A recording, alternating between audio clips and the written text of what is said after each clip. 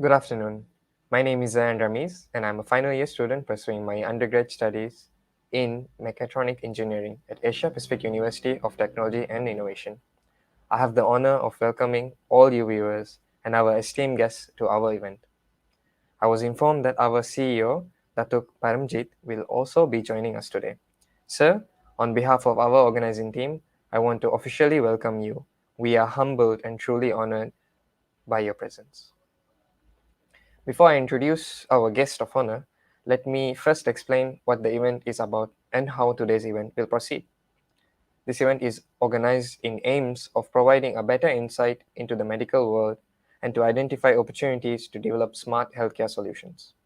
As soon-to-be engineers, we are keen on continuing the tradition of our fraternity in being problem solvers of matters that affect society at large.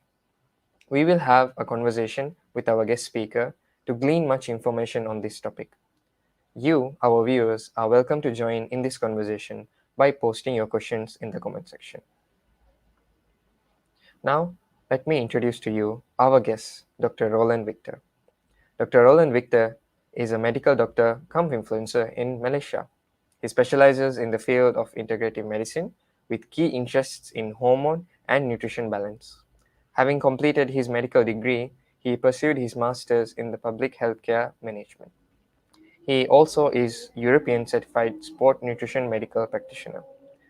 The list goes on. He has been in practice for over 12 years in both government and also private practice in Malaysia.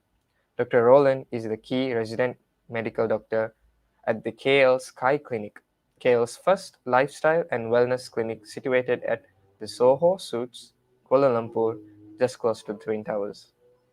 Having over 80,000 following reach with over 2,000 critical medical content all over social media from YouTube, Facebook, and Instagram, Dr. Roland believes that preventive medicine is the only way to move forward in keeping people healthy. Prevention is better than cure. That was the introduction to our guest.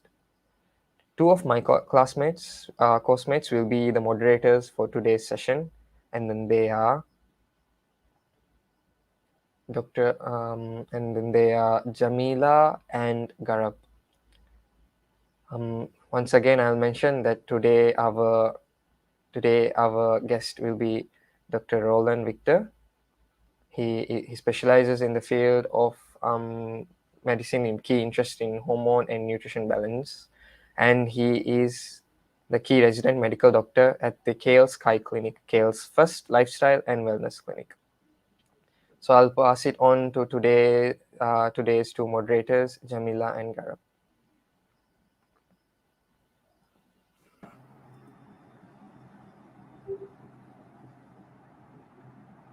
My name is Garab Doji. I am also a fourth year mechatronics student, and I have the wonderful privilege of being the moderator for this talk and sharing all the questions that you guys, that everyone has wonderfully made and compiled together. And my co-host will be Jamila.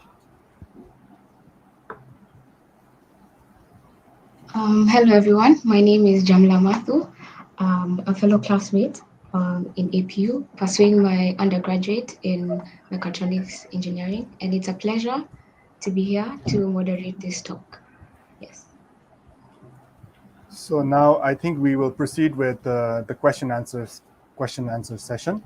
So, Doctor, first of all, thank you for taking your time and being here and providing your expertise to us. So, the first question that we'll start off with is, what is the biggest challenge you are facing in your practice today? So first and foremost, thank you for having me here. It's interesting to have a different segment of a discussion with students in engineering.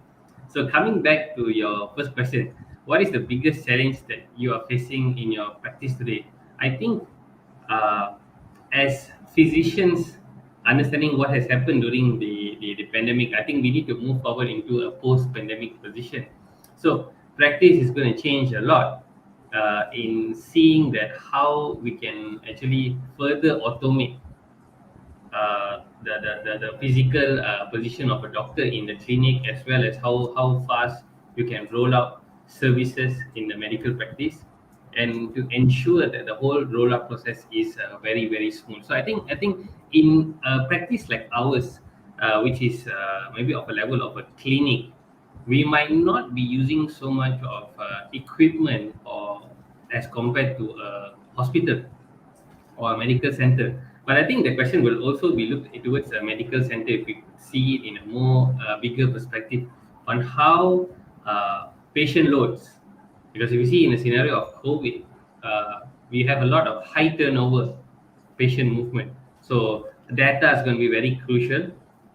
How fast a person can actually exit, or is it's actually pre-managed, whether they have a serious condition, whether they're pre-managed before entering to the hospital, and then they get the treatment done, and they get to be discharged as soon as possible. So efficiency in terms of equipment, in terms of medical technology assistance, whether you need ventilator, surgical intervention, the faster, the right time, just in time technology, all of this is going to be very crucial. I think that's what going to be that's what we're going to see, because what we see in the pandemic was a lot of makeshift healthcare facilities. You have countries being able to build a hospital in 4 days. You have to use military-based concepts, not just the technology, but the technology has to be very rapid. It could be dismantled very fast, almost in the perspective of a cloud. You want to move uh, a makeshift hospital from point A to point B. How fast can this be done? You have a load of patients moving from one point to another. So this is something very new, because we never saw a pandemic in the 19th in the 20th century. And this is the first one. The last one we had was the Spanish flu. So I these are see. things that I would say that we have to look further. What we have to plan ahead now. We cannot just sit back and let's look back at whatever happens will be coming up from the pandemic, but we need to look at how medicine is going to change, because the one that was really hit this time was medicine in terms of a global crisis. I see, Doctor. So the biggest point is the rollout and the rapid movement. Yeah. Uh, I would like to encourage the viewers to also keep sending their questions in the chat, and we will choose the most relevant questions. On to the next question, and Jamila will take over. Yeah. So the next question is, what are the most common risks that medical professionals have to face on a daily basis?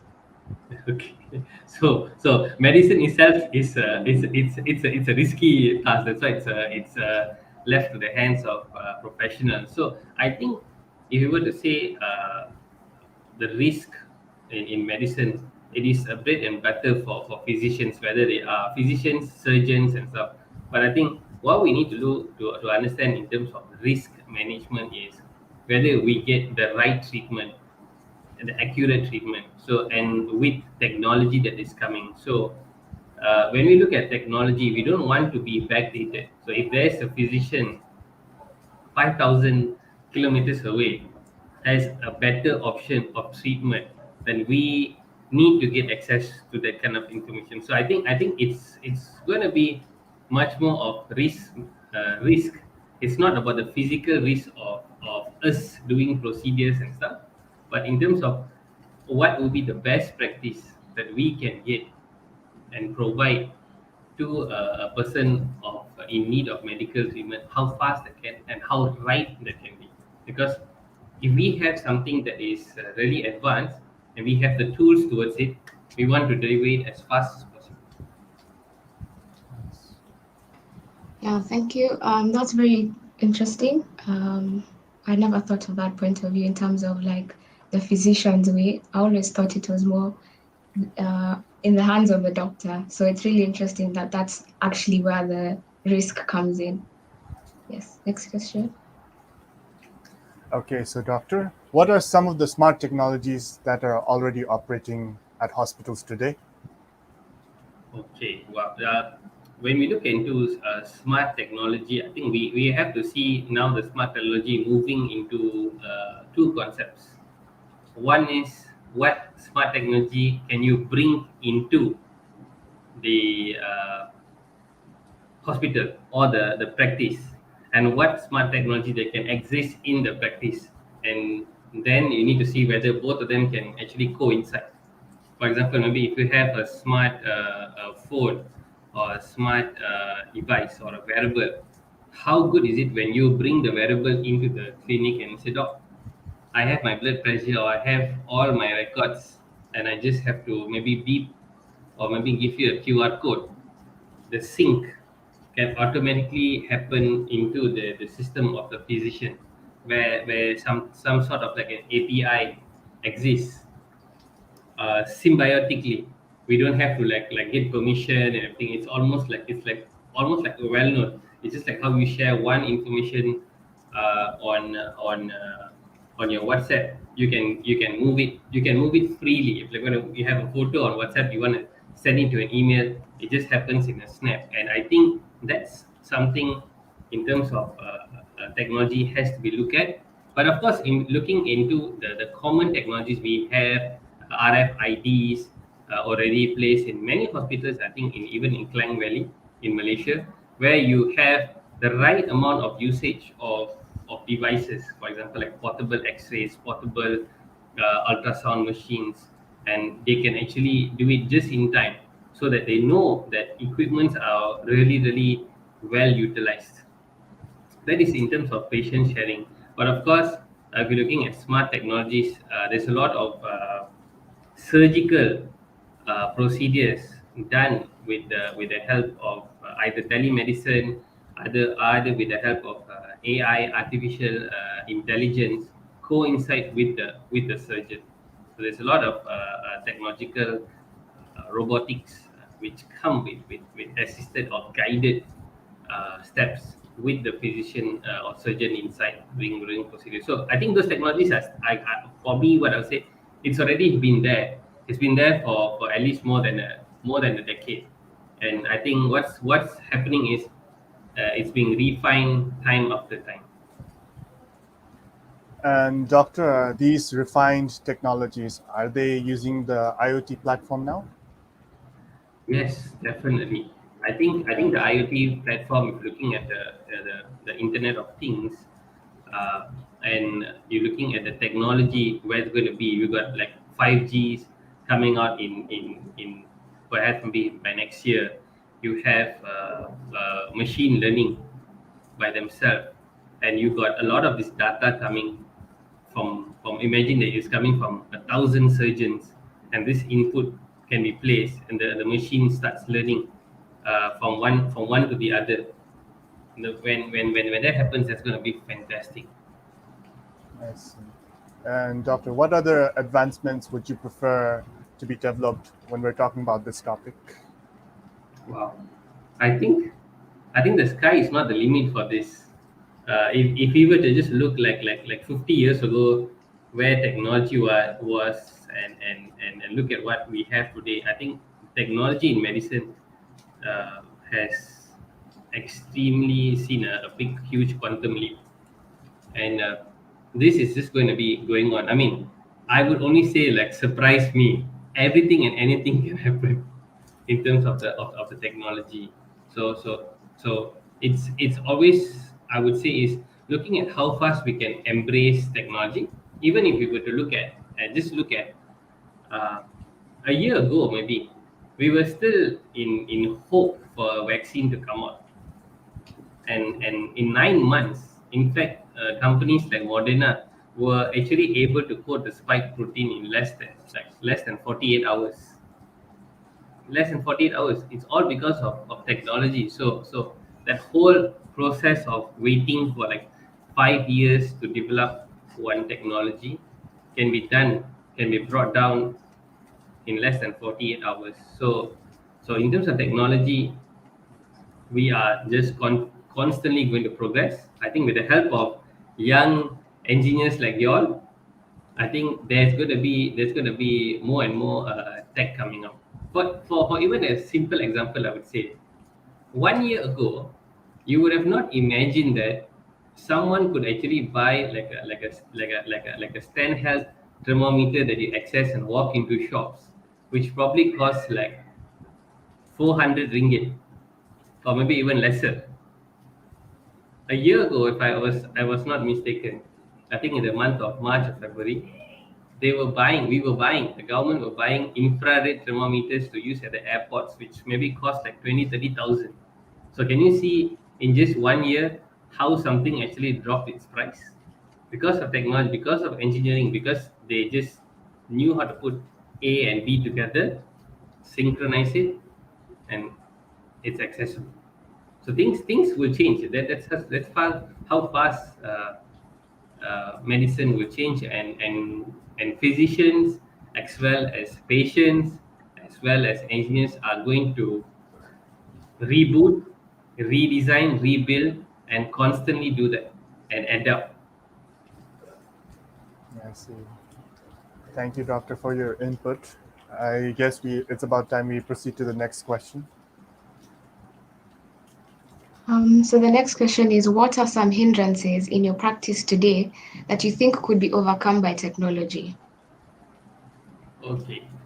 So when we see in terms of hindrance, I don't see it as the word as hindrance. I think we got to see this as a growth. What we can actually redesign and make a practice better, whether it's in the hospital, whether it's in clinic. What we need to look, what I see personally is getting the whole process as smooth as possible, keeping a patient who is coming in pain and keeping their experience as comfortable as we can. From the point whether they enter the practice or a hospital or a medical center or even, for example, our clinic, how to keep the experience smooth. There's no hiccup in terms of glitches uh, from maybe blood taking to getting the reports out, making sure that they're right, making sure that the physician gets the results in time. There's no like delay in terms of like printing and waiting. There's a miss error in information and back and forth. So even imagine that if you can know when the lab runs the test, you can actually schedule the patients like, you know what, I want this test done. It's going to be out on on Thursday, and I can get it by Thursday evening, and on Friday morning I can see you. So you get all of this. So technology is going to come in terms of putting all of this together, and that I would still say wouldn't use the word hindrance, but I think it's how we actually going to move this to keep the experience more seamless and getting the patient the best outcome, the fastest treatment, the safest treatment, and the quickest recovery. That's what I think doctors will look at technology. How is technology going to make my patient recover faster, better, and stronger? It's going to be very important. Yeah. As a follow-up question, I'd like to ask, what other specific processes could be automated in your practice, for example, or that have room to be automated that you'd give as an example in this case, other than Okay. for scheduling? So just in a nutshell, let me share. Okay, what I face. So, for example, my practice is a wellness and lifestyle practice, uh, and we have systems like medical systems where we have the patient registration and documentation and stuff like that.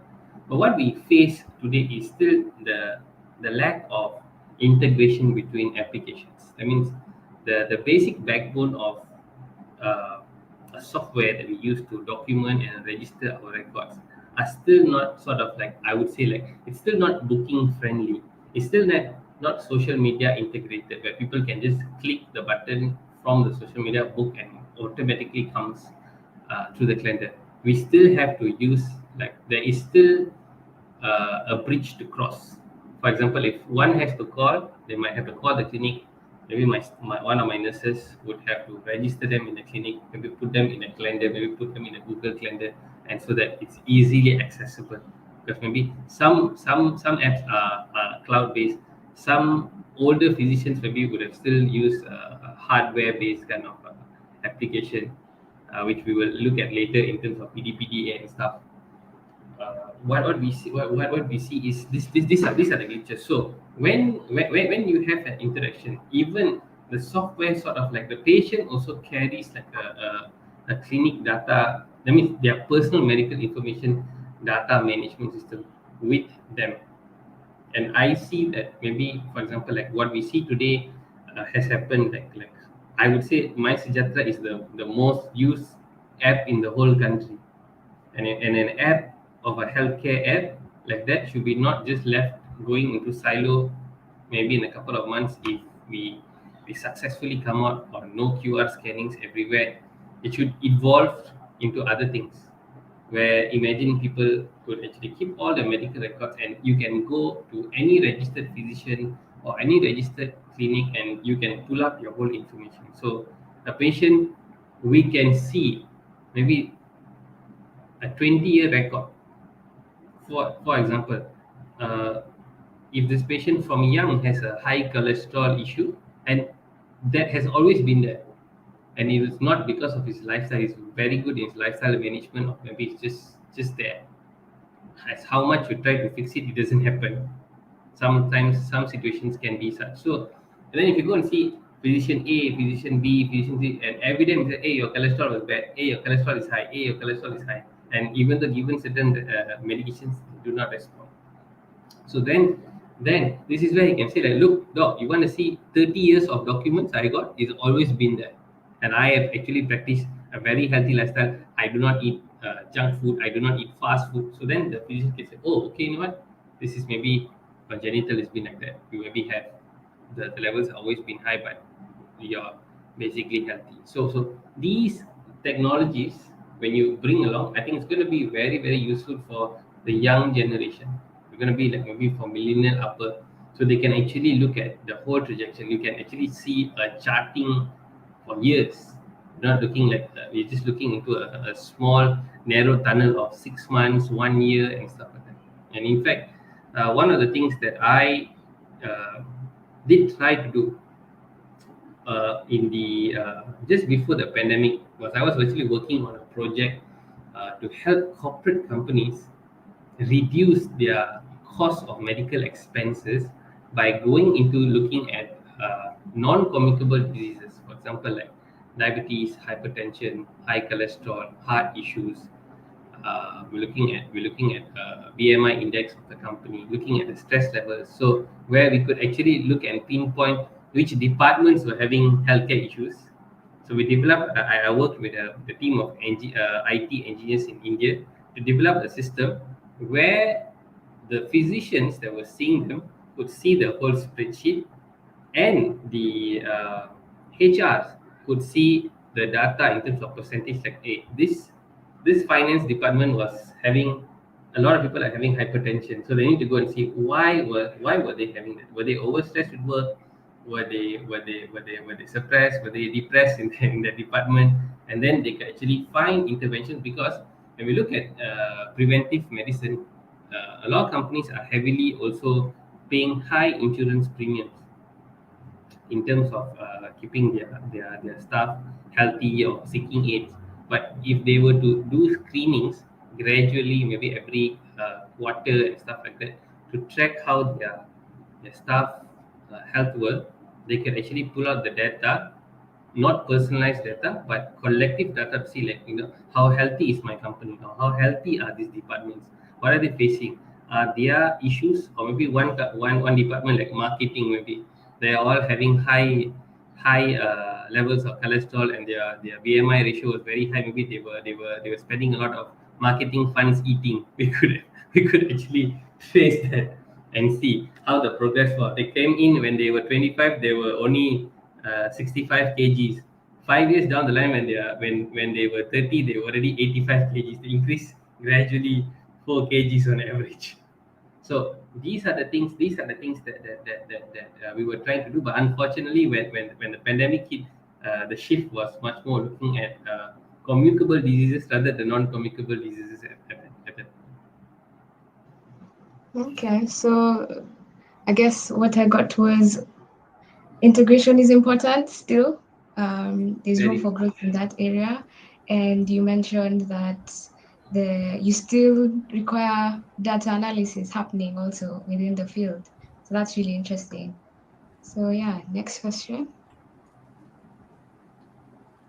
Okay, so doctor, what parameters are considered as vital to be checked, and how often should they be checked? Okay. So when we look into vital analysis, I think one must understand that the the field of medicine is very broad.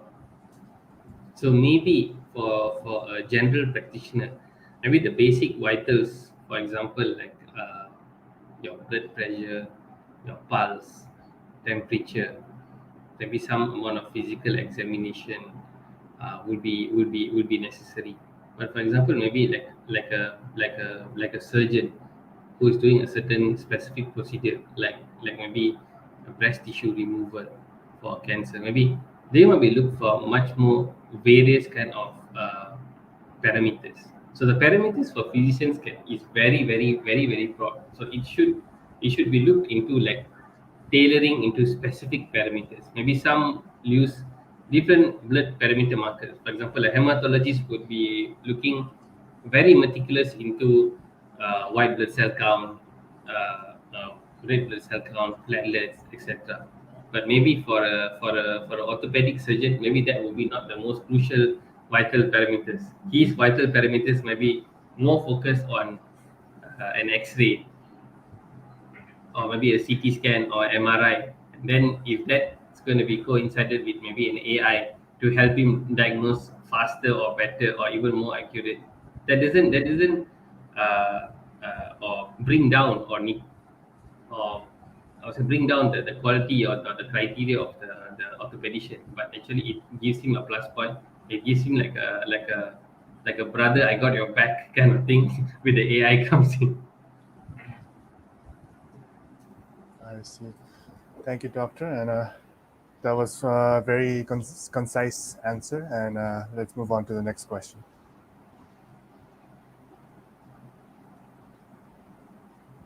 So the next question is, what key features would you suggest for an app designed for long-term patients? Okay, so when we look into app design for long term patients, I think just like I mentioned just now, a platform for the human resource. I think that what has happened in the pandemic allowed a lot of apps, a lot of medical tools to evolve very quickly, because the technology that was pushed in, uh, that technology that was pushed in to actually trace, contact, isolate, monitor was very crucial, and we saw a high speed up on this sort of documentation technology being available. So uh, key features to suggest in app design, definitely it's still going to be still going maybe from the beginning.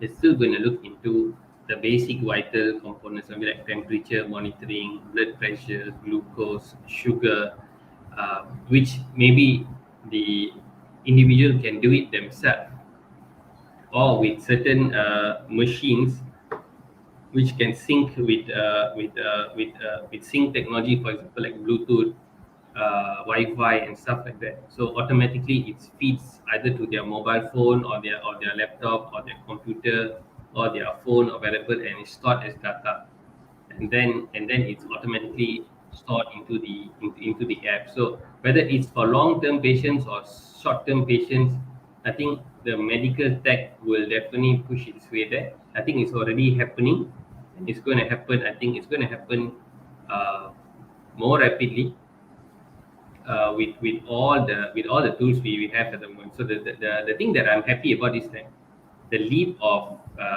computer technology, wearables, applications are moving up.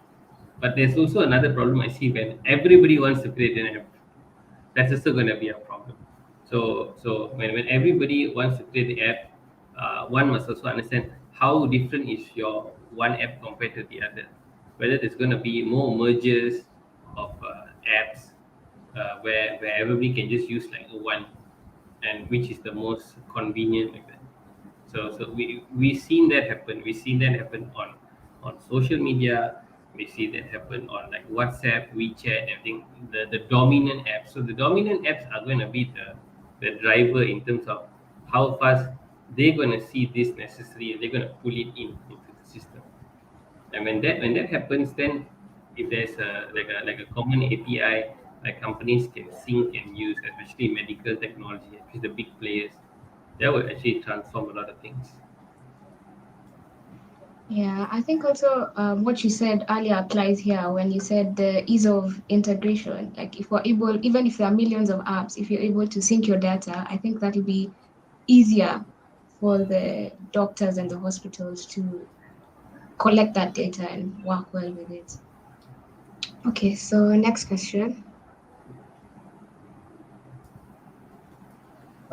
Before asking the question, Doctor, I must notify my viewers that our viewers that we are about halfway through the questions, and I urge everyone to utilize this opportunity to ask some brilliant questions because the doctor is here, the expert is here, so it's a great opportunity to use this time. So on to the question, Doctor. How effective is remote monitoring of patients? I think that's going to be super. Having access to remote monitoring can be from the context of self-monitoring with a guidance of a physician or a healthcare worker, where, for example, it could be a nurse, uh, it could be a caregiver, that they are actually able to monitor the patient from remote. That allows the healthcare individual to actually reach out to more people, because sometimes remote monitoring of at home monitoring would require you to actually move, would require the physician to move from point A to point B, would require the nurse to move from point B to B, just in order to get to get that. So effectiveness is going to be looking down into how efficient the remote technology is first. For example, maybe like you might be able to buy maybe if you have seen, I think in a couple of months you have seen a lot of shops, even grocery stores selling SpO2 monitors to check your oxygen saturation. I'm pretty sure you've gone to maybe even those convenience stores down the road, they're selling it at for as low as 20 or 30 ringgit. And I did ask one of them, is this a medical grade SpO2 monitor, and is there a guarantee that it's going to work and last? Is it robust enough to last for at least 6 months or 1 year? And can you get a right reading? And I asked him to check, and she said, "Sir, there's no warranty even for the item. So if one uses an item like that, and there's personal monitoring at home, and he suddenly sees that his SpO2 is 70%, but he's breathing normally, he's gonna get paranoid and run to the hospital nearby. And then when you check with a medical grade oxygen saturation monitor, is 99%. So sometimes, so that's where it comes the right technology and the spec has to be right, has to be a good, has to be of a decent grade. It's not just about the price war. Second thing, when we're looking at remote, we're going to save a lot of costs in terms of getting physicians to move from point A to point B, where they can actually track and monitor themselves. For example, like blood checking, sugar reading, and stuff. Because you have those simple, affordable equipments, once it's scaled up with good quality, you are able to access at home. And then the physicians rather just come in, whether by text, by remote, by video conferencing, by telemedicine options, to actually assure or guide the patient. So it's definitely effective. We are using it uh, all the time, unknowingly, whether it's a phone consult, whether it's a video consult, whether it's a text message, whether it's a screenshot of their reading. This is constantly going. But what we need to move now to be much more effective is piping down the data as fast as it can be. So, example, like what Jamila also mentioned, the integration. I think the biggest thing, the take home, is the integration today. How good can one's voice message or one's image can be integrated and it's actually hardwired to this person's data bank, whether it's going to be a crypto technology, because we fear of data protection. All of this is all possible at the moment. It's just that when the big giants and the big tech comes in and embrace it, like boom, you have it without even thinking a doubt. It's there already. So, doctor, do you see a future where only remote monitoring is done to the patients? Good question. I think that definitely very possible.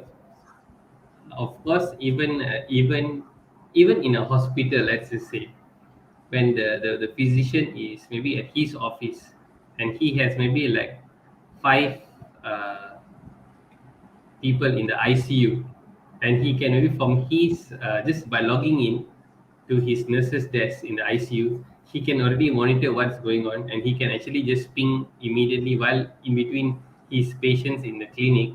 He can already just like cue the thing automatically to increase the dosage. Or so even if you say like remote monitoring, maybe the pumps of infusion can already be navigated. It's just that he just gets approval, he signs in, maybe he puts in his password, he gets access, and it's all logged on where to say that look, he needs an up 1 gram of maybe a dopamine. He just has to click, he increases automatically the because of the ability of for him to see the dashboard, automatically he can actually respond. So it's there, it's already possible.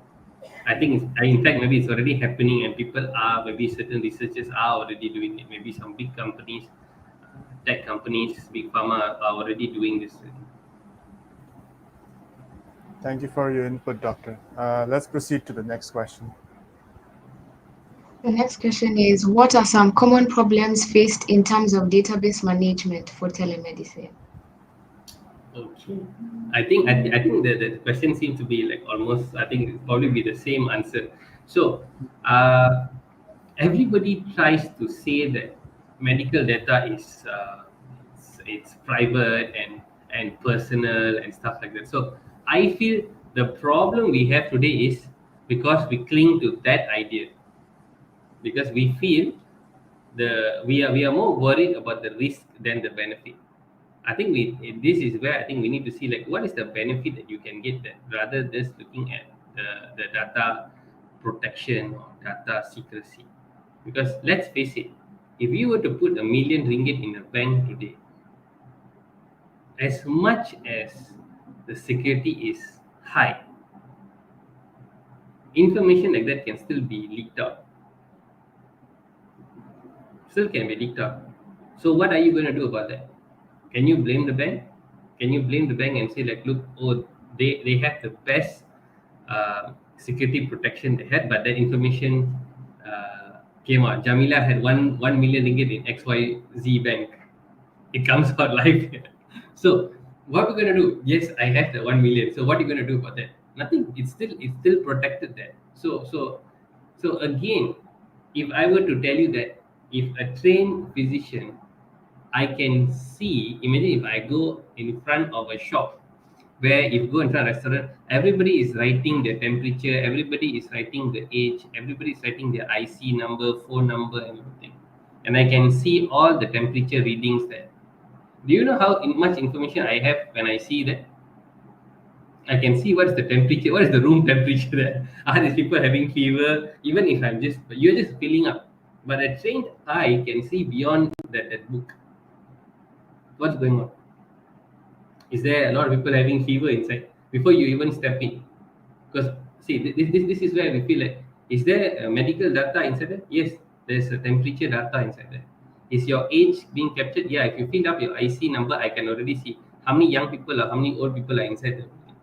If I was a person going to do a heist, I can already calculate what's my risk of the heist. Do you So, get what do you get what I mean?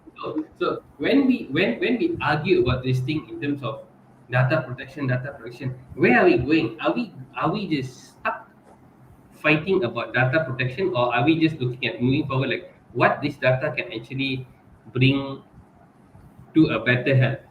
What kind of this kind of data, when we actually able to data mine ourselves, plot the chartings that we can see? Fine, we are worried about things that are kept in one silo, kept in one singularity in terms of one account, one mainframe server and stuff like that. But I think as we know, there's going to be like crypto technology and stuff like that. We definitely can look into other options into how we data and cloud manage all of this information. It can be scattered everywhere where we can actually pipe it together. So all of this is already possible in the current technology. It's all about whether the technology is now being used to put to better health rather than just being worried about data management issues. If you look into another perspective of data management is much more how fast and how integrated is the data coming up. So if the data comes up is easily accessed, the patients can put the data in together with the physician. So then there's a much more better network. So maybe the patient has five specialists that they have to see. He has gout, he is seeing an orthopedician for that. He has a heart problem, he has a nephrology visit. So imagine that these five doctors can actually see what are they managing together and also come to conclusion to actually manage him better. Maybe that few doctors can also interact. They need to do like a video consult on his management. So these are things that we are going to move forward. So are we just holding the data that we don't want to see what we are doing for this patient, or we don't want another physician to see what we are doing, or the patient just wants to keep it all to himself? These are I the things. think I think in terms of like the medical data, if people were to move into being more open-minded about sharing it, for example, um, I think the fear now would come in terms of the security, in that people might not care that most people can see it, but I think it's more how someone else might use it for a tool of evil. We still have to think of that other end of the spectrum, unfortunately. But it's interesting how, in terms of data, for your end, it's more like, let's just reveal all because it'll ease everything. So Yeah, I'm I 50% see it. I convinced. see it. I see it. I see it in a two ways. I get what you mean in terms of, let's just say, like, you have a fracture in your right femur, okay, and someone gets access to that. They know most likely your weakest leg is your right leg to attack you. Okay, so but imagine that the information is already there in the system where the physician, maybe sometimes you would have missed, you had an allergy to some drug 10 years ago, you had an issue where the AI can actually capture so much of information and summarize even for the physician who's seeing you then, who might know you maybe had an accident on the road, and when the physician gets you into the ER, he just scans your code, pump, he has access. So the access, okay, the access. I think it's much more of an access. Who can get the access? It's who can Yes, get access. So maybe that's when the, okay, if is it a registered physician can get the access? Is it a government hospital can get access? Because in order to get access, we can rightly manage this person. Maybe he has a specific allergy to certain painkillers, and he has fainted, and you want to give that, and he gets another reaction. So these are the things that maybe I would think about, because I feel the issue that is always when it comes to data protection is always so much more of security. What if someone steals? How many times have you gone on a manual documentation record when you go to the hospital and say, "Oh, I'm sorry, the data is missing, the card has been misplaced"? What are you going to do about that? Nobody cried, nobody whined, nobody did anything. And they say, "Okay, well, we'll just open a new card and start all over again." It has happened. It happens all the time. yeah. I kind of am starting to agree with you in terms of like, yes, no one really cares. But then also you forget that there are some taboo topics in the world. Like, what about the such? So of course I still, maybe I'm too old school, but I'd still like to know Yeah, that I would, I the would, I would say even like that. You see, even in the terms of whatever is happening at the moment. When you go outside, you need to show that you are vaccinated. Isn't that True. your personal data? People don't need to know. True. There are people who are vaccinated, maybe have certain risk or certain benefit. You do not know what's going to happen in the 6 months, 9 months, 5 years when more clinical data comes in. Someone has actually can access that. Someone, not you, maybe the ministries, maybe governments can access to your health behavior. How do you see that?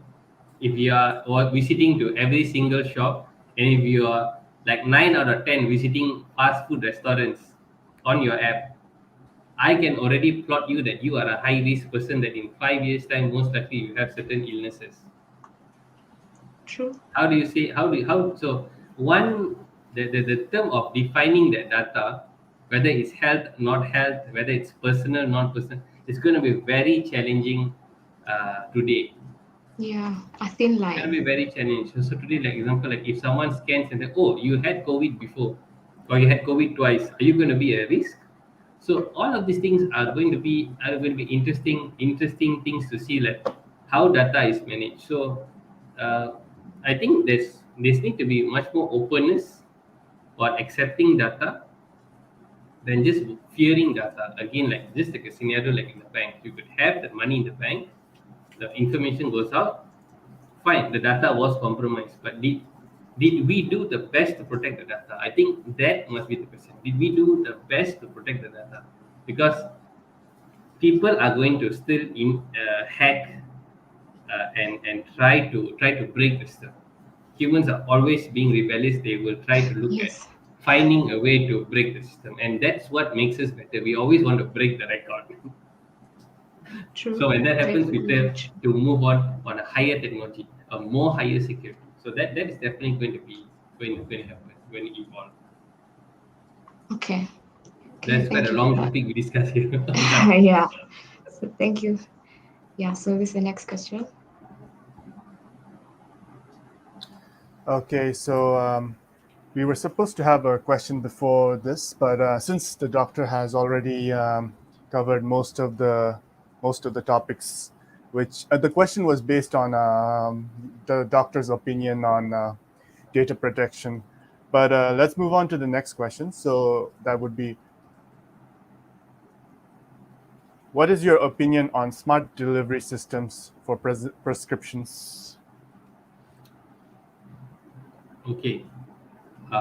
When we look into smart delivery systems, I think we are going to definitely touch into the gig economy. We have so many gig economic players in the market, whether it's locally or internationally, and some gig economic players have already tapped into this. I think, in fact, in our small scenario, in a small scale practice, we are already using smart delivery system, but maybe still in a primitive way. For example, a person wants to continue his prescription. He wants to get a specific tablet from our clinic, and he sends me a text, sends my staff a text. Yeah, he wants to get the medicine. He wants to continue the medication since it's due to just do a refill. So my staff then tells him, okay, this is the billing amount for the item, because you must understand certain medications cannot be just sold over the counter. They need to have at least some registered amount of medical data in the practice for us to think. So if it's already stated in the documentation, okay, continue for the next 3 months before the next blood test. So my staff will go through it, and okay, yes, we have the medicine in our practice. What's next? They then send uh, the amount for them to do an electronic transfer, and then we will then use either a short delivery system or a long delivery system. For me, maybe someone who lives in the city, instead of just using a more longer logistic system, you might just get a Grab or a Lala Move or whatever e-hailing system that is available. Send it out. Within half an hour, the medicine is in the hands of the patient. Maybe someone who is across in Sabah, we need to send a medication. who can't come into care but needs the medication supply, I can then do a consult with him online to see how he's doing, and then say, I think maybe you need to continue or change the dose.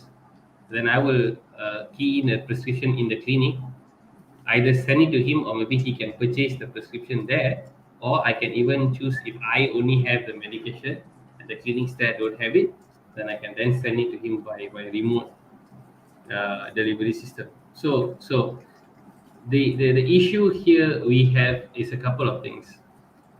One is integration of system again and again. It's going to come to that. And another one more thing, and I think in terms of the integration, I think even though I think if it comes with a cost, a minimal cost, when the scale is huge, I think that the benefit will be significant, that physicians, practitioners would be very willing to actually pay to enjoy the service because it streamlines the whole operational process. For example, I give you a scenario that is there any distortion effect at the back? I hear there's a lot of rumbling sound. Okay. I found it. Okay.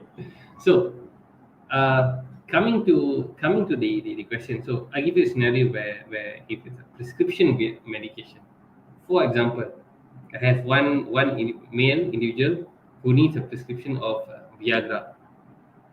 Okay, and I am not able to put a drug like that online, even on my website, like add to cart. It's technically illegal to do that. So that creates, like, I have to sort of, like, in order to do that, I have to think about making a back end. He has to have a login to my website, and then he can prescribe based on him. Okay, he's allowed to buy this is his shopping cart. Then it's going to be different, but it's going to be very very tedious. But it's not possible. It's definitely possible in the future. So these are the drugs that you can prescribe. The doctor can prescribe you. So if you finish, you can just click and order. That can be done, and then automatically, if there's an API linked to the logistic provider, boom, without me knowing, automatically it goes into the bin, purchase, exit out. And that's when we feel like in terms of system prescription, the AI will then come in to maybe assist the physician. Maybe the physician will just get a message on his application saying like, look, patient XYZ had wanted to refill his Viagra medication. Do you approve or not? Okay, this is his last date he purchased. This is his history. His last blood test was this. It's just all I need to do is just click approve.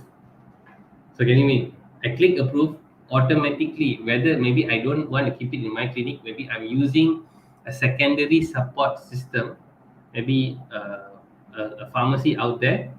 They have an integrative application with this. I don't have to keep any stocks. Also, in fact, there is maybe a marginal profit can be made from the drug. The pharmacy makes a marginal profit, and the pharmacy has the logistic system, maybe from their warehouse goes up. So can you imagine, like, that whole process of me getting a WhatsApp, me having a tiny chit chat, sending the bank account information, and he pays, he sends to me, and then after that I text my staff, and then my staff writes the form, fill up the form for the logistics, go to the post office or goes to the delivery center, send in or even call Lala Move, and then so can you see, like, they probably have like 8 or 7 interactions other than if I could just click approve, pop, this goes up. That is what the future would be. I'm already seeing this happening in less than a couple of years to come. I think maybe it's less than 5 years we will see this already. Wow, that was long.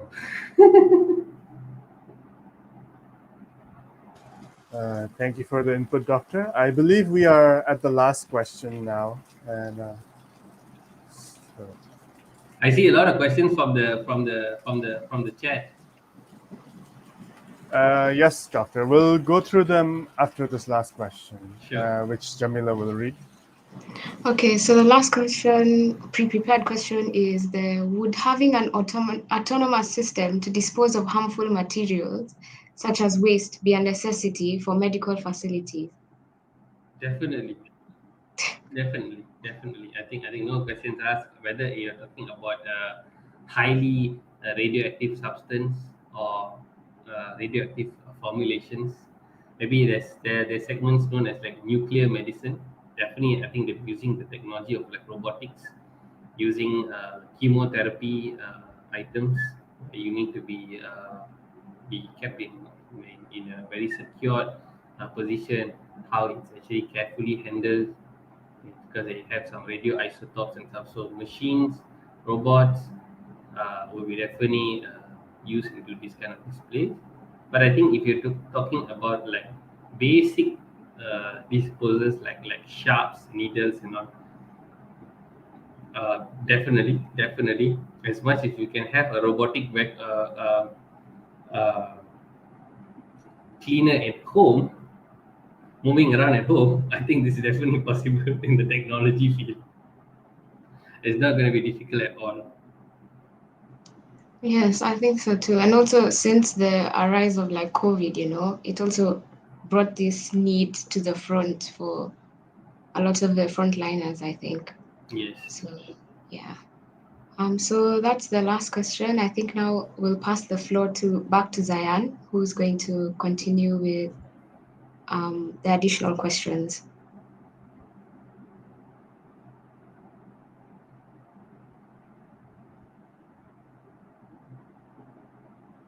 Zayan, I think you're muted.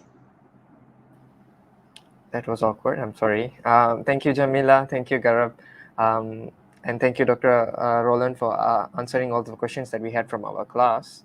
And as the event proceeded, we have some questions from the chats, like you mentioned. We have many comments, and I think I should proceed to those questions now. Once again, thank you, Jamila, and thank you, Garab. I'll be taking over from now. So, Doctor, there's a set of questions, but before that, I go through the questions in the chat. I would like to ask you two personal questions from my side. Okay, sure. Okay, would that be fine? Yeah, sure. Okay, I'll use my opportunity to ask you these two questions as well. So, so in your opinion, Doctor, how open is the medical fraternity to embracing technology? Wow, that's quite a hard question. I think you have to understand two scenarios lah. I put it very hardly into this lah. I think there's gonna be the cyborg doctors and also the dinosaur doctors. So there's going to be a young set of doctors who are very open-minded into technology, embracing it, coincide, and there's going to be one segment who's going to be resilient and pretty comfortable with the old ways of things are done. Nobody's wrong or nobody's right. I think it's going to be into their own comfort or their own goals, what they want. But see, change in change there's definitely going to be a push. There's going to be a shift. Either you sit and do nothing, and change will just roll over you, or you embrace it and become part of the change.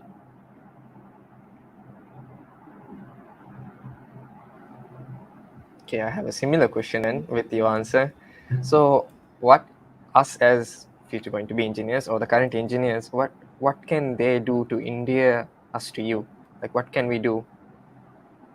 Okay, so I see first of all what will happen in the future is skill sets.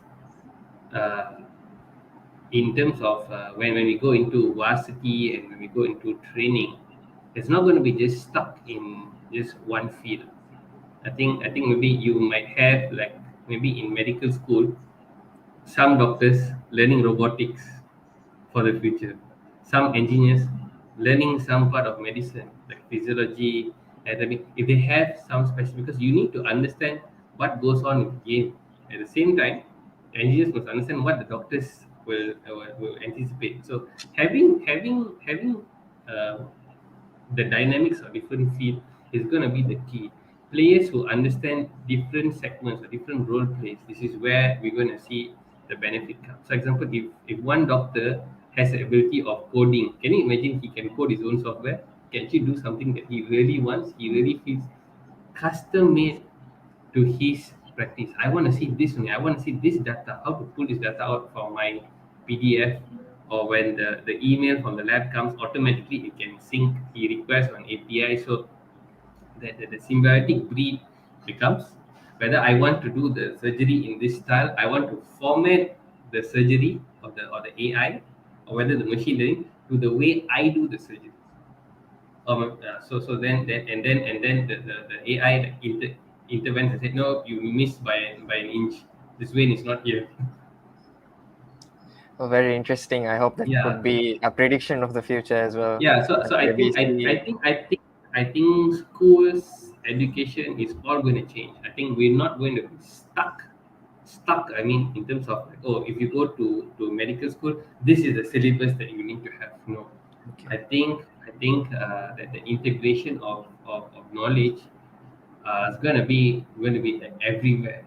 Whether you learn how to do programming, whether you learn how to do robotics, whether it's your Legos that you play, it's going to help you into your orthopedic surgery. This is going to be the future. This is going to be where we're going to put all our knowledge together and fix something. And it's going to be like super duper web like that. So no one is like when you come in, like I always tell people who actually come into the clinic, what other skills you have besides being a physician or besides being a staff nurse? Can you do other things now? Can you read musical notes now? Can you operate a turntable now? Can you do a good PowerPoint now? Can you speak different languages now? Because all of this is going to be is the one who's going to be helping. to build the future, I suppose, Yes, in whether in it's adaptive medicine, learning. whether it's engineering, it's all going to be there. What other skills that you have? So I That's hope going we to set the engineers difference. will be working hand in hand with doctors in the future to build a better society, I suppose. Definitely, that's definitely needed. Understood. So thank you for giving me the opportunity to actually ask two personal questions. But shall we move on to the questions that are in the comment section that our audience has sent to us? Okay, I'll start with the first question. Okay, are we able to see?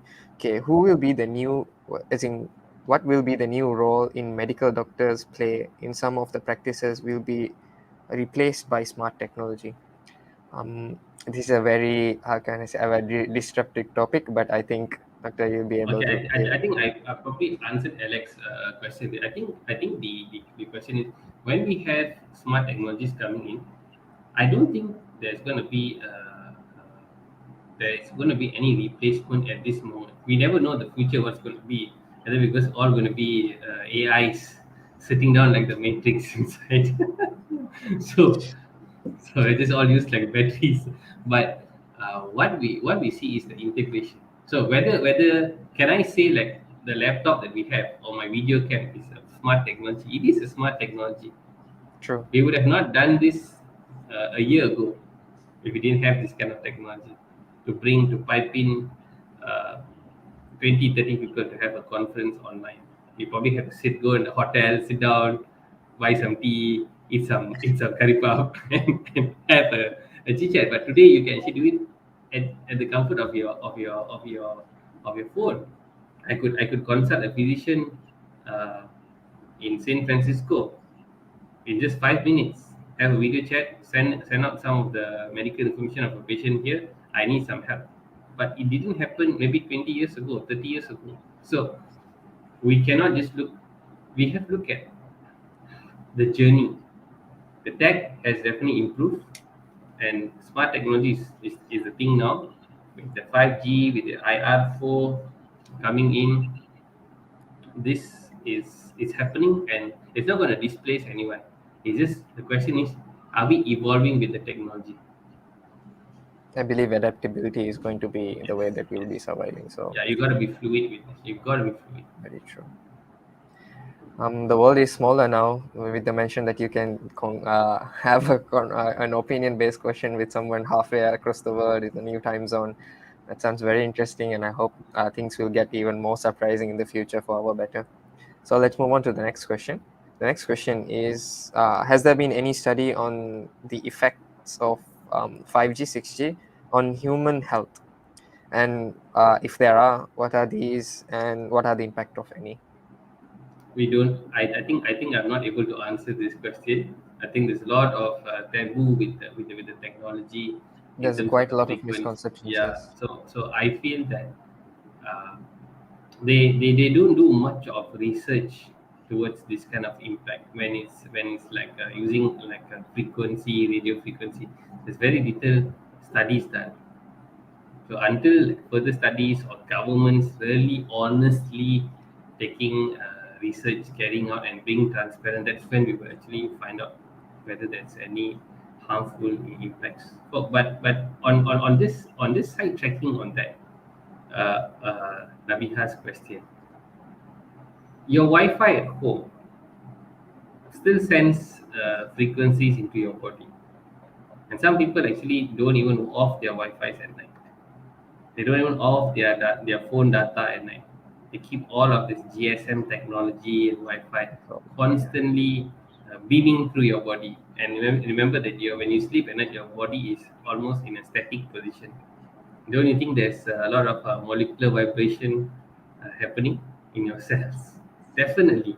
It's just that we're just looking for always what's future going to come, what we have today. And I tell some of my patients that try offing your Wi-Fi at night and sleeping, or don't keep your Wi-Fi in your sleeping environment. Don't charge your phone beside you. Off your data. If there's any emergency, people might call you, and you will see you will even sleep better. That's a medical tip.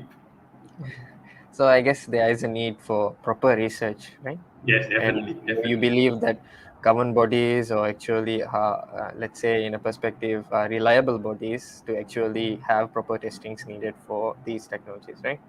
So I've Yes. never even thought of turning off my Wi-Fi at night either. So let me There go you through that, go. and let me ponder about it and maybe turn it off tonight before I sleep. So shall we on to the next question? The next question is by Manikant about an app to host all our medical records. Can this be integrated with insurance companies for seamless transactions? So I guess he's trying to merge the data as well as to our, how can I say, everything is business related, I guess, so and insurance related. So what's your opinion, Doctor, related into this question by Mani? Definitely, there is an ability to do that. But I think in terms of, I think the question always lies is like, how secure is one app or one standalone app that everybody is using? That would be the question. So the safety. So whether we need to move into a blockchain technology to keep these records, or we need to find newer technologies that will come along the way. That will be the. I mean, we have to use what we have today and move forward. We Move cannot forward. like plan, but no action. I I think suppose because yes, in terms of telemedicine and all, what's happened in Malaysia was a lot of this waiting game. You have Malaysia has a telemedicine act, but in terms of how much it's used, it's much more of people. Oh, you cannot do this, you cannot do that, you cannot do this, you cannot do that. But what can you do? true. Tell us what we can do.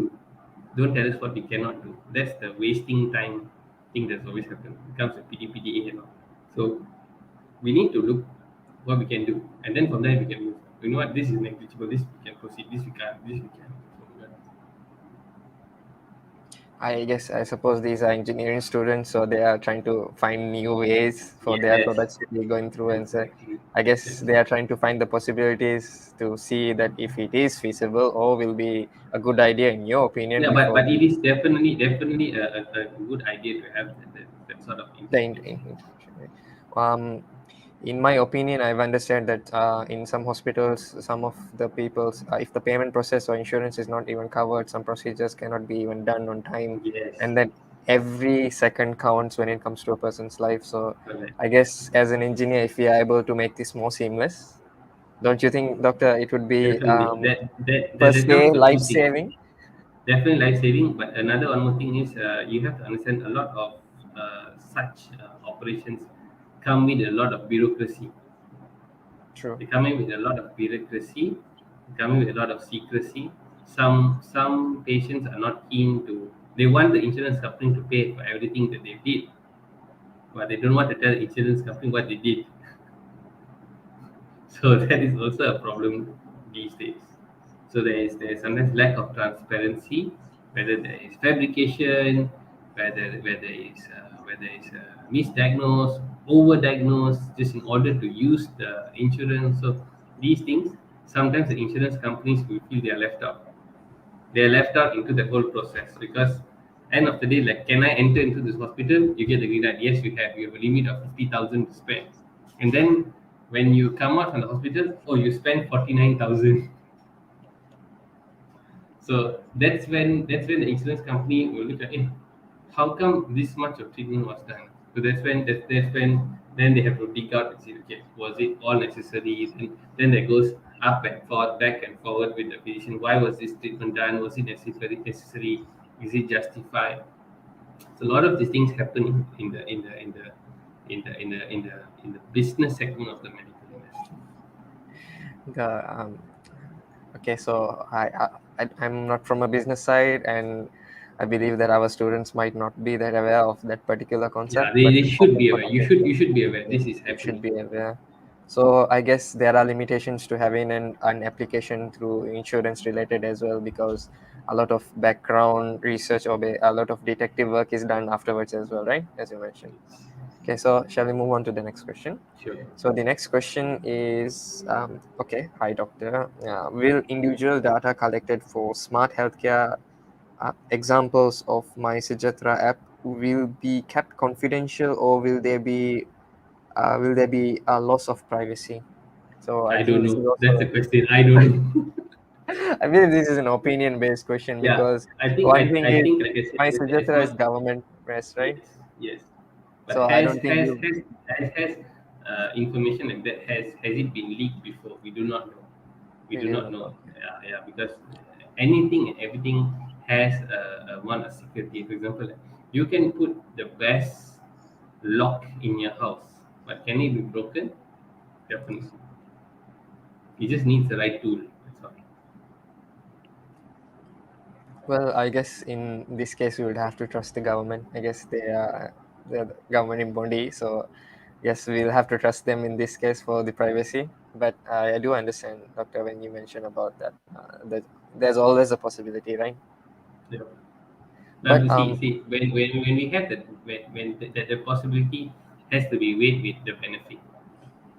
Okay, so if you but see that, does doctor, the app help you a lot? Definitely. yeah, sure. Doctor, today you mentioned that it would be better if we do disclose this information and that we do actually share it, so for better research or better applications, right? In Yes, your opinion. I So, think so. so I have a question. So, do you believe that if this privacy is, per se, lost, or if there is a leak, what would be your prediction of what will happen to people's trust towards these applications, or how these leaked information will turn out to be? Will it all happen to be a huge nightmare, or do you think it will be more suitable and it will be more subtle and it will be something that we can live with I ease? think I think we just have to learn to be better if something like that happens. Because as much as you would want to say, like see, I till today I cannot define what's the definition of privacy. Our phones are being monitored. Once you allow an access to an app when you purchase, when you purchase or you click the app is free. The app says allow to access your photos, allow to access your friend's phone number, allow to access your voice. So even when you're talking about something, you say like crypto, search on Instagram, crypto ad comes up. So what is the definition of privacy? Is it maybe you have taken some explicit videos or content on your phone? Someone has access to it. So the definition of privacy is only until you find the privacy was breached. Then you go like, whoa, someone got access to the phone. But you are giving access to all kinds of apps to access your telephone numbers, to access your videos, to access your camera, to access your photos that you snap. You are giving permission. So when even that photo leaks out, you gave access. You gave access to even a print snap medical record through WeChat, through WhatsApp. You get what I mean? You get what I mean? So whether it's an email or the email has been leaked out, someone will just have to take your login or password and take it out and share it. So that is just I would still say it's much of a communication breach really. So apps itself have so much of access to your personal information. So the definition of personal information, is it only your IC? Is it only your medical report? Is it only a diagnosis? Is it only a photo? Is it a PDF file? So this definition of data, I think, is already being diluted. No, very true. It's privacy is a very gray line these days. It's a gray Yeah, area. it's a very grey line. It's a very grey line. So what is your privacy? I think we have to answer ourselves. We have to ask ourselves first, what is the definition of privacy to me? Doctor, what do you think privacy related to medical, as in patient's medical history? What do you think is privacy in related to that? I I think it's very subjective. Quite Like I said, subjective. it's going to be very subjective. Maybe like, are you comfortable enough that people knows your BMI? I'll ask you, are you comfortable if people knows your BMI? I think you are must be a very person in the right BMI position. You're young. My BMI maybe it's just by looking at you, I might At predict my your BMI current might be, level, yeah, maybe my, between 20 to 23. yeah, at my current level, I'm more than happy to share, I guess. Exactly. So see, so now that information is not private to you, but maybe uh, 20 years down the line, if the BMI goes up to 28, how come you are comfortable then and not comfortable now? But when it's good data. But when it's bad, it's secret. It's So secret. that is the problem. So that is something that I would tell people, hey, come on, what is the definition of the data itself? Oh, another thing that we can conclude about information in based on what you said, I think it's the perception of how we understand information about other people as well that Yes, relates it to yes, how private it should yes, be. exactly. In your opinion, I believe that we should be more open with our health-related issues with each other. I guess that's the way we can help each other. So let's move on to the next question. This question is by Atil. Okay, do you think it's possible centralizing all sensitive data could open this door to a big brother police nation? Uh, this is a tough question. I It think could. I don't. I seriously don't believe in centralizing everything. I think with certain technologies like blockchain that is there at the moment, I think we can decentralize and collect. The decentralized and collect. I think one person alone having a lot of power is what we see today that is happening. We are seeing a phase of medical appetite at the moment, where people are being labeled, people are being labeled if they're vaccinated, not vaccinated. So this is what is already being happening. The what Adil mentioned about a police state or big brother position is already happening. One is being ordered to your health beliefs, your practices might be good for one person and not to the other, but that's again a personal choice. If you choose not to go for a back surgery, it's your right. If you choose to take diabetic medication, it's your right. If you choose to cut your carbs, live a healthy life, and not take any medication, and in 6 months recover, it is your right. So no one there should not be form of discrimination. There should not be form of any judgment in medicine. Your life is yours to live. You choose how you want to live. Very good advice. Other than not medical or technical, also we do have the right to live our lives, right? Okay, Exactly. shall I move on to the next question then? Okay, this is by Rohit. Till what extent can rely on automation to take decisions? What's the potential for an AI not necessarily replacing, but being a quicker substitute to common issues?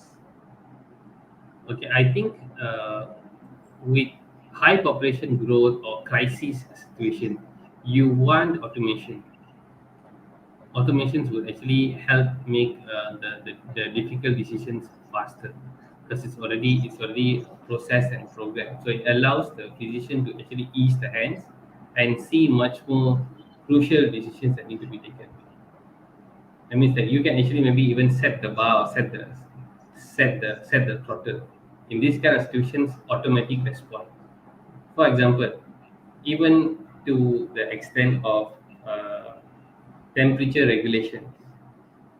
If your temperature is 38, automatically your app might blink and tell you go and see a physician or go to the nearest clinic or take this disease because it's already set. You don't have to line up for 3 hours in a public clinic waiting for the doctor to see your temperature and making a decision. You already can make this. But that is this as simple as automation can be, and let the physician see someone who maybe had an accident, who we need to put a bandage, or we need to do a suture. So that is where the time position comes in. That's when the AIs can take over. So maybe the AIs might handle the non crucial stuff. They can actually ease the waiting load, the workload, the decision making, or if there is a need to use a Symbian option where you read through the issue, you can actually click without going to a like a story writing decision with the patient. Doctor, I had this, so you can click this my symptom. So immediately you can just jump into the thing that you can sort it.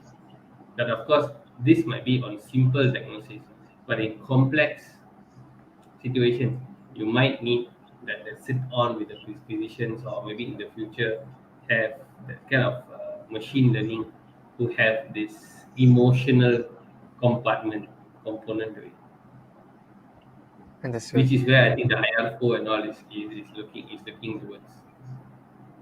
Yes. So I'll move on to the next question now. So, okay, one second. Do you think that it is possible to over monitor, i.e., with constant reading of vitals being taken? Is it possible for a person to become a hypochondriac? That's definitely possible. That's definitely possible. If you're monitoring the cases day by day, the number of COVID cases, you could be even a hypochondriac. So what I would say is I think it's subjective again to see what are we monitoring. Sometimes physicians have to be very meticulous in what we monitor. Sometimes you can take a back seat.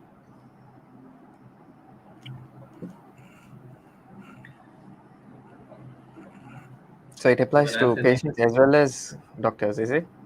In Hmm. this case. Yes. So It could okay, be there's patients, another. it could be physicians also. Okay, so this question is again by another question by Rabba, but quite unrelated, I think. Doctor, do you think different diagnosis using conversational AI like IBM Watson is efficient enough to predict a disease? I think whatever IBM created with the Watson technology is phenomenal.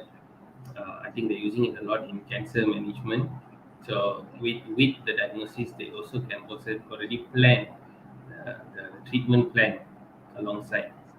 So definitely, differential diagnosis is going to be the key thing because you can actually maybe pull in other consultants, other advisors, other specialties to come and see. Maybe some things that you are so focused. There is sometimes there could be a position of physicians having a very tunnel vision, just looking at one thing and one thing only, and they miss something. So differential diagnosis definitely necessary.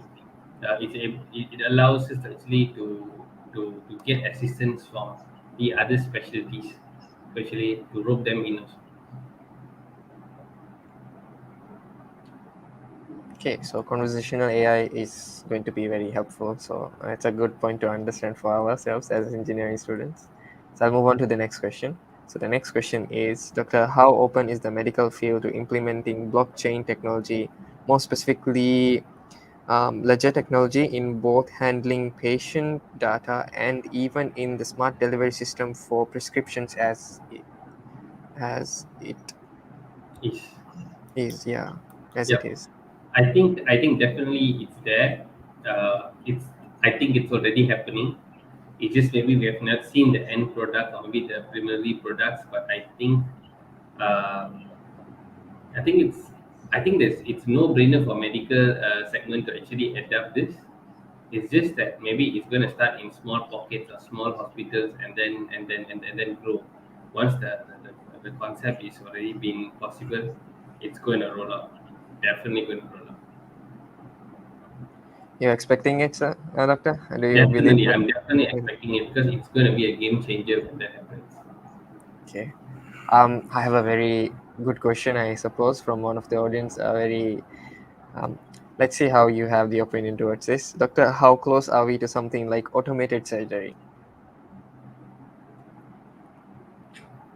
So we have automated surgery at the moment. I think at the moment, I think the surgeons are maybe on standby or standing alongside or maybe coexisting. There's some devices like Da Vinci, there's like robotically guided procedures where maybe certain minute positions are then done by the robots themselves. So automated surgery, a long range surgery is already there. Can you imagine that you have the robot in Kuala Lumpur, but the surgeon gets on his robot maybe in Germany, and he's doing the surgery for you. And there is maybe a co-inside surgeon right beside the machine. If he needs to jump in, he can jump in. It's already possible. It's already possible. So, With the technology of like yes, Doctor. 5G, it's already definitely possible. How about the application of having no doctors be there for the surgery? Yeah, that's still gonna be a lot of this human trust, and Yeah, I think we still a bit more. That journey is still gonna be taking some time. For us to sometime. absolutely trust a device is gonna, especially with life, it's still gonna be maybe some time for us to make that adjustment. But this is example like maybe 10 years ago.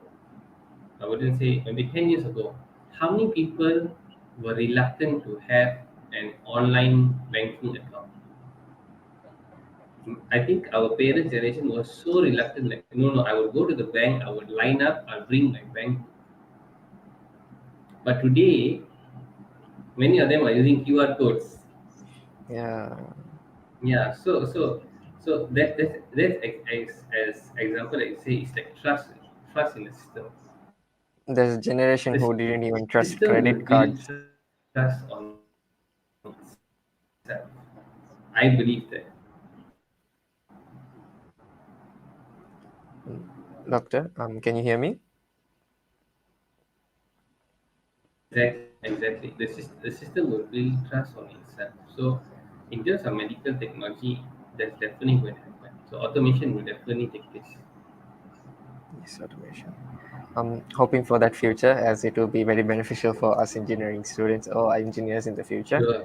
So, shall we move on to the next question? So the next question is by Rapa as well.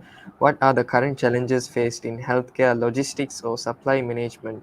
How can we make it more accessible and consumable, consumable, especially for common people in rural and remote areas?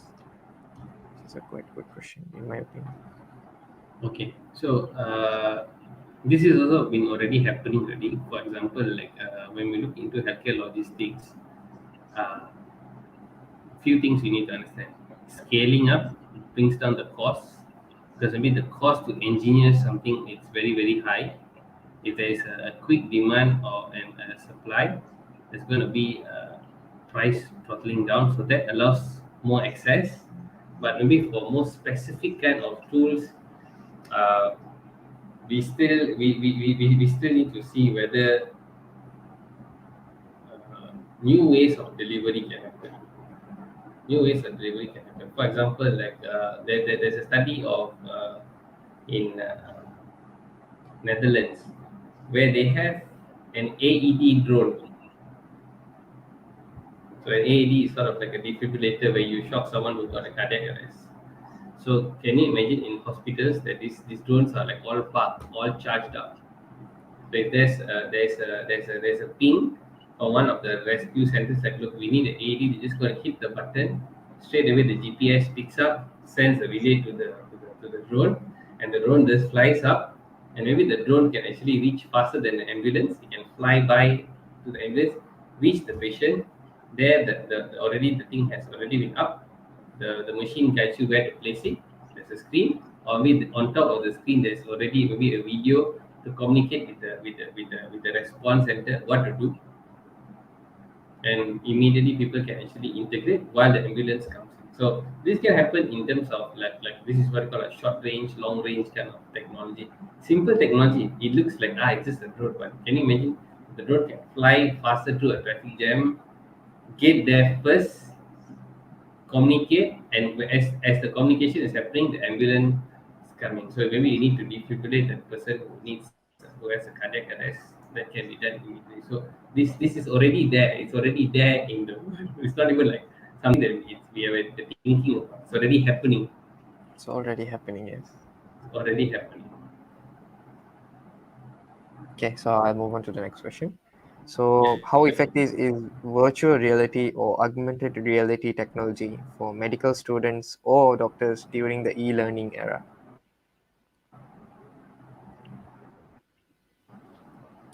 Doctor,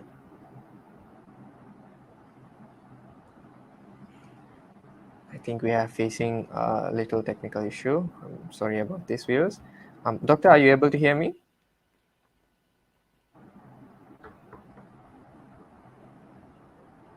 Yeah, I'm able to hear. I got the question. I got the question. There's a slide Okay, like that. So uh, since we're still using 4G. Okay, it is so still waiting to adapt. regards to your to the question, whether it's whether virtual reality, definitely. I remember being in medical school where it's all textbook, and then today we see the power of YouTube, the power of a new way of learning VR.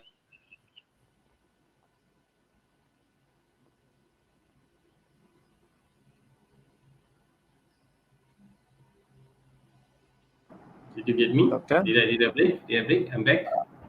Did you miss? Yeah, Did you yeah, miss you're back anything this time? now.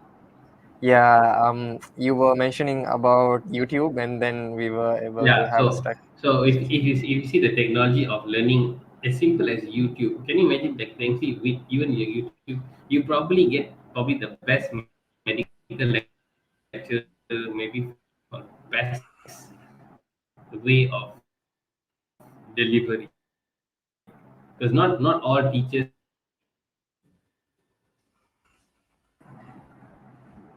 We're having quite issues. Shall we check on our hello. sides?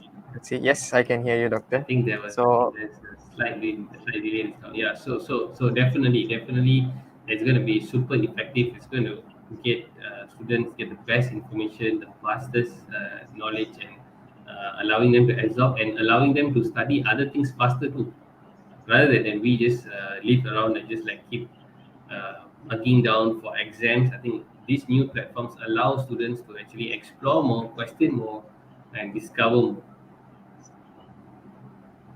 beyond just their classroom, where they can actually get another viewpoint from another lecturer worldwide. Maybe his delivery is better, or maybe your teacher is better than him, and you can actually teach other colleagues around the world too. So I think it's borderless.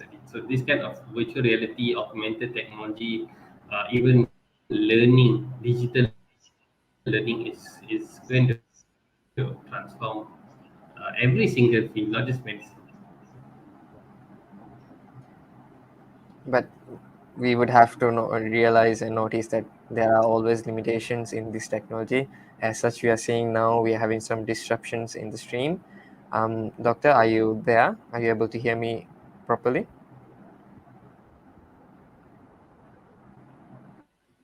If everything is good from your side, I'll move on to the next question. So the next question is hi doctor, in terms of developers under private firms, is it easy for them to tap into health industry? Is the restrictions around patent data capable of restraining business practices? Restriction around patient data who are restricting business practices. Definitely, definitely. So the flexibility has to be there. I think going quickly into this question, I think it's all goes on to the flexibility of countries, of organizations, of certain communities being maybe liberal towards the data, or maybe being very restrictive, being very petty with the data. So definitely, definitely. We can take the next question. Okay, I'll move on to the next question. Would employing more and more technology in the healthcare push the cost of healthcare higher and therefore make it more inaccessible to the poor? I think this is a quite good question because some of our scope is related to more remote and different Okay. aspects of wealth, So but technology and health. answering to that question is it's not about the technology that matters. The technology can be there, but it's actually using the right technology for the right thing. Doesn't mean that if, for example, doesn't mean that you have a small laceration wound in your arm, you must be put into an MRI machine. You do not need to. The physician already will know it's just a wound that he can switch it. So if you misuse technology, then the cost becomes high. So right diagnosis is very important. So whether it's high technology, yes, that could be the highest technology ever, but whether it's used at the right place at the right time, that's where we're gonna make the access healthcare to be more efficient. So I think whether rich or poor, it's gonna be subjective, because I think healthcare should be, as much as it universal, it has to be also accountable. We cannot blame ourselves to be rich to access the best healthcare, but we cannot blame ourselves to be poor and being denied, because healthcare is going to be a responsibility. If you choose to eat high sugar foods and processed food, and you get some cardiovascular disease, you cannot be crying and say, "Look, oh, I don't have access to hospital because I cannot afford." You were able to afford all the bad food last time. Okay, so maybe there's a swing too much, but I think to say is right technology, right management is more important than losing in terms of looking at the cost. Technology will evolve, technology will be there. We will embrace new technology. Of course, sometimes the cost can be high, sometimes the cost can be low, but we never grumble when the cost goes down. We only trouble when the cost is high, right?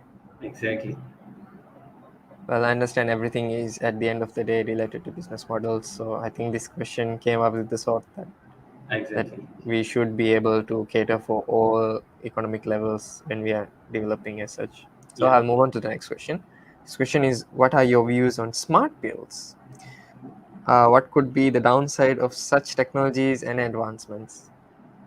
I think we gotta see smart pills into two things. Is it, are you referring to the camera pills, or are you looking into customized treatment? I think maybe the question was more of the customized treatment. So customized treatments are already, it's already there. Even I use it in my clinic. So for example, if I have individual A who has a certain kind of disease and which needs a certain kind of therapy, and he doesn't need to take like 5 tablets. I could actually request a specific compounding pharmacy in Kuala Lumpur to customize to all the ingredients to maybe to one pill or two pills, and I get the delivery done. So he just has to take one tablet, customized to his body type, customized to his illness. So it's already present at the moment. So it's not even new technology. It's going to get more drive. It's going to get more momentum, because people like things now personal and customized. Okay, so I guess for Are we down now, to the last question? Yeah, I will give you one more question before you leave, Doctor. It's another Okay, sure. personal question from me this Okay. side. Okay, so it will be the last question. It's not per se related to tech, but it's more relevant to the current times that we are in. So, Okay. Doctor, what do you think about the current pandemic situation as of now? And are we going to be coexist with the disease, or in this case, the virus? Or as time goes by, what do you think will be the change and everything will be? How will we be living in this current? Do you think the Situation. pandemic will be there forever, or do you think it's gonna be another part of the history books? Definitely parts of the history books for whether it's success or mistakes that we made. But I think I think this is a hot question. If those who know me, who have seen me before on online on my platform, this has been like the hot question. I think moving forward. In fact, today 9:30, I'm actually having a discussion on our own show called the Healthy Rojak Show. In the cards, have we won against the pandemic? We're going to have that discussion at 9 today at 9:30. So, answering Zain's question in regards, is the pandemic over? I think a lot of countries are realizing that they cannot be too clingy and hoping that the pandemic is going to end in this way. They have to move into an endemic position where they're going to live with the virus. So the virus is going to be here. We can never have flattening the curve kind of perspective. We want to see that the vaccine has much more benefits than the risk. We need to protect people who have taken the vaccine. We have to see patients who had side effects from the vaccine. We also need to look at people who are not deciding to take the vaccine, what we can do for them, how we're going to improve our health, how we're going to make sure that we take our health into our own hands and control it, not just depending on systems, not depending on your insurance policy, not depending on government. You need to ensure that you own your own health. That health part is your own decision. You are in control. So tech wise, medical wise, the pandemic has brought a lot of awakening to people to really take care of their health. Because whether you are young or you are old, you still can be the victim of the virus. This can happen to anybody. So if you choose to have a healthy lifestyle, boosting up your immune system, eating cautiously, socializing right, reducing alcohol, reducing smoking, and stuff like that, this will actually be a plus point and this will be a benefit towards you. And this is what we see. This is like basic biology, survival of the species. Yes. So the most strongest ones will thrive. Of course, we need to protect the ones who are weaker with technology that we have. We have like vaccines, we have this preventive measures and stuff. But I think the world will start to move on fast. We're already seeing what's happening in like other countries like in Europe and all. There's no mandates, there's no force. I think yesterday we moved into phase four in Klang Valley. So there is progress. We should not be sopping ourselves and being sad like, oh, this has happened, because I think we need to move forward, having a clear mind, being positive, staying positive, moving forward in the world that is constantly progressing. And if you are hit by the pandemic, mentally, emotionally, financially, uh, we should just look that this is like a time to get back feet and evolve, learn through the experience, and tomorrow the sun is going to come up again. Thank you for your very hopeful advice, Dr. Roland. So, let's see. I'll summarize a bit. So today you've answered somewhat a lot of questions from our class, and then you've personally answered some of my personal questions that I've come across during the event. Thank you for that. And we've had a lot of questions from the comments from our viewers as well. So I believe today has been a very good and interactive session. But however, I would like to give you an opportunity, Dr. Roland, to give out a message to the audience and for us, maybe a few words of advice before we end for today, that we have to before we conclude the event. So please Okay. do share us your wisdom, Dr. Roland. Okay, so before we end this, just a quick message to all. Thank you for all of you who are staying tuned. I saw all the messages, the comments. They were very good comments, positive comments. What I would like to say to you, guys who are in the final year, yeah, final year, right? Yes, finally. Final of mechatronic. I think always stay hungry. Don't let anyone tell you that you cannot do it. Don't let anyone tell you that you cannot do something, especially in the field of engineering, especially in the field of science. The field of science is always to challenge something new, to develop something new. So as long as you're going to stay hungry and think about things, you're going to achieve that dream. So have a mind not just to pass the final exam, but have a mind that look, you are going to be the future engineers. You're going to bring new ideas, electrical or whatever the tech that is going to come there. Just stay hungry. Thank you very much, Dr. Roland, for your advice. Um, so we are almost at the end of our event. Before that, I would like to thank some. I would like to give a few message of thank you notes. First of all, for you, Dr. Roland, for spending all this time with Welcome. us. I've been communicating with you back and forth for a long time now. You've been very, very helpful. You've been very easy to communicate. You've been very open up, and it was lovely experience working with you. So, and it has been much better seeing you today in this event and giving all the wisdom that you have given us, all the insight. I think this will be a benefit for our students, that our class as well, for our related module.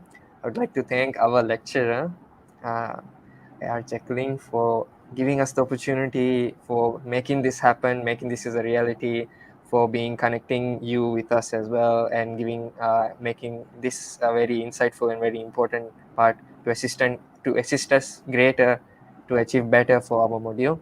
I would also like to thank all of my colleagues who assisted me, all the hosts, Jamila, and Garab, and colleagues in my team from the organization side that you might seen. One of them very active today, asking questions, Rabah. Another friend is Fan. So I would like to thank all of them. Thank you very much, Dr. Roland. Thank you, everyone. And I hope you all have a wonderful day and holiday wishes. Thank you very much, Dr. Roland. I'll conclude the event for now. Right now, I'm sharing on the screen the attendance code. So I'd advise everyone from my class as well as the participants, if you can go through it, there's a good question related in the attendance form that you might be able to answer. I would like to see who actually are able to answer. It's not much of a difficult question, but please do go forth. Once again, thank you, Dr. Roland. Thank you, Thank you everyone, for very much. tuning in, and Take hope to care. see you soon, Dr. Roland. Maybe in another Bye bye. event. Sure. Bye bye. Thank you.